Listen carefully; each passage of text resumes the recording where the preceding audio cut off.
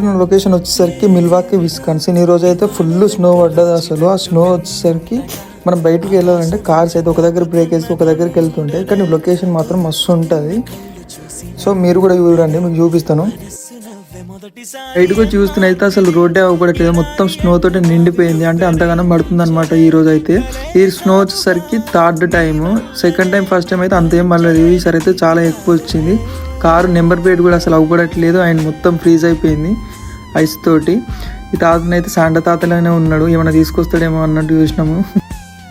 Wipers అయితే మొత్తం freeze అయిపోయినాయి. అబ్రాల్లో నేచర్ ఎంజాయ్ చేయాలంటే ఫస్ట్ వచ్చేసరికి ఫాల్ కలర్స్ అండ్ సెకండ్ అయితే స్నో. ఈ రెండు మిస్ అయినారంటే అమెరికా వచ్చి కూడా వేస్ట్. సరే మనం నేచర్ ఎంజాయ్ చేద్దాం, పక్కన ఉన్న పార్క్ వెళ్దాం అని అయితే అలా రోడ్ మీద వెళ్తుండే. సో ఇట్లా ఉండే లొకేషన్ వచ్చేసరికి అయితే మస్తు ఉంది. అండ్ అలాగే మనం ఇంగ్లీష్ మూవీస్ అయితే చూస్తాం కదా, సో ఎట్లయితే ఉంటుందో అలానే ఉంది. అండ్ ఇలాంటి వీడియోస్ కోసం సబ్స్క్రైబ్.